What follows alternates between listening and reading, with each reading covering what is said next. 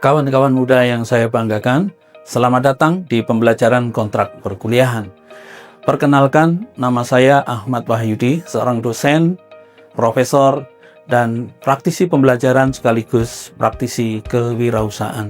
Tugas utama saya adalah mengajar dengan mengembangkan inovasi yang berfokus pada bidang pembelajaran orang dewasa. Selamat bergabung di video pembelajaran topik 1 mengenai konsep dasar dan urgensi kontrak perkuliahan di perguruan tinggi.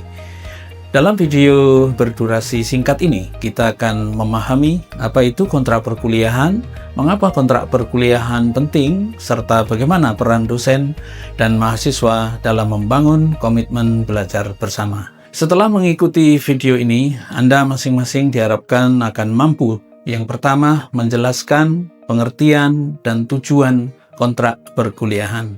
Yang kedua, menjelaskan urgensi atau pentingnya kontrak perkuliahan di dalam proses belajar mengajar. Yang ketiga, mengidentifikasi peran dan tanggung jawab dosen serta mahasiswa dalam penerapannya. Dengan kompetensi ini, Anda akan lebih siap untuk terlibat aktif dalam perkuliahan yang transparan, efektif, dan berorientasi pada capaian pembelajaran. Kawan-kawan muda yang saya banggakan, kontrak perkuliahan dapat diartikan sebagai sebuah kesepakatan akademik antara dosen dan mahasiswa pada awal semester. Nah, dokumen kontrak perkuliahan berfungsi sebagai pedoman bersama dalam melaksanakan proses pembelajaran. Di dalamnya memuat berbagai hal yang penting seperti tujuan pembelajaran, kemudian metode perkuliahan, penilaian, aturan kehadiran, hingga etika akademik yang perlu dijaga bersama. Nah, melalui kontrak perkuliahan, setiap pihak memahami perannya masing-masing sehingga proses belajar dapat berlangsung dengan tertib dan terarah. Dengan kata lain, kontrak perkuliahan bukan sekedar formalitas administratif, melainkan bentuk komitmen bersama untuk menciptakan lingkungan belajar yang adil, terbuka, dan bertanggung jawab. Nah, lantas apa saja isi dari kontrak perkuliahan itu?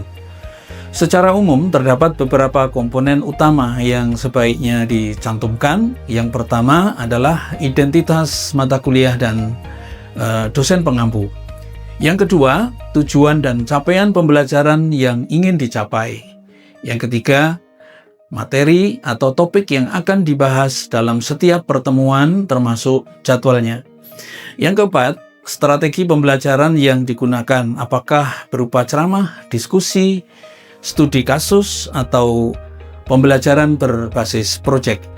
Yang kelima, sistem penilaian yang menjelaskan proporsi nilai tugas ujian, kehadiran, maupun partisipasi. Yang keenam, aturan dan etika akademik yang mencerminkan tata krama dalam proses belajar. Nah, semua komponen ini memastikan bahwa dosen dan mahasiswa memiliki pemahaman yang sama mengenai arah dan mekanisme pembelajaran. Mengapa kontrak perkuliahan menjadi sangat penting? Ada beberapa alasan utama. Yang pertama, kontrak perkuliahan menumbuhkan komitmen bersama antara dosen dan mahasiswa. Dengan adanya kesepakatan ini, kedua belah pihak memiliki tanggung jawab moral dan akademik untuk menepati aturan yang sudah ditentukan. Yang kedua, kontrak menciptakan transparansi. Mahasiswa mengetahui apa yang diharapkan dan mereka dan dosen pun memiliki dasar yang jelas dalam memberikan penilaian.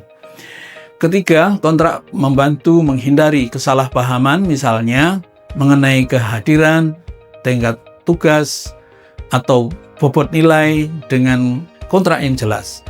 Nah, semua aturan menjadi tertulis dan dapat dijadikan sebagai acuan bersama. Dan keempat, kontrak berfungsi sebagai alat refleksi di akhir semester.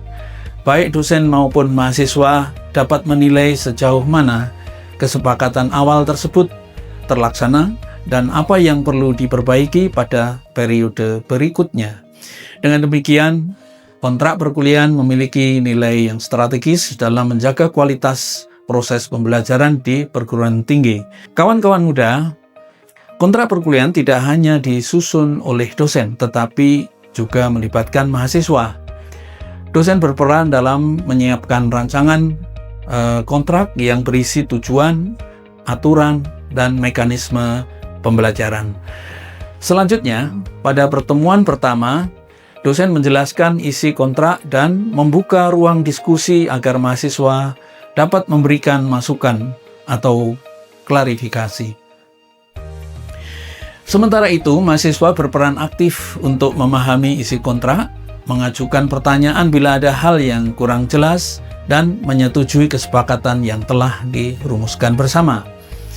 Keterlibatan mahasiswa di dalam proses ini akan meningkatkan rasa memiliki dan tanggung jawab terhadap jalannya perkuliahan. Nah, di dalam prakteknya, kontrak perkuliahan biasanya dibahas pada pertemuan pertama setiap semester. Setelah disepakati, dokumen tersebut dapat diunggah ke sistem pembelajaran daring atau Learning Management System sebagai referensi bagi seluruh peserta. Beberapa dosen juga menambahkan lembar kesepakatan digital yang perlu disetujui mahasiswa sebelum melanjutkan perkuliahan.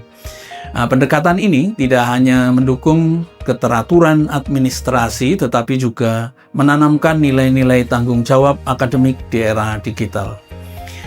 Kawan-kawan muda yang hebat, sebagai penutup, mari kita renungkan kembali, kontrak perkuliahan adalah pondasi penting di dalam membangun suasana belajar yang sehat, transparan, dan berkeadilan.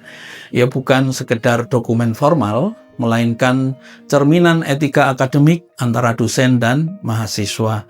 Melalui kontrak, maka setiap pihak belajar untuk berkomitmen, menghargai waktu, dan memahami hak serta kewajibannya.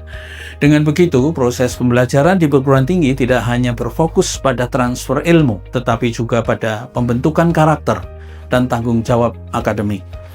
Terima kasih telah mengikuti video pembelajaran ini. Sampai jumpa pada topik berikutnya. Terima kasih.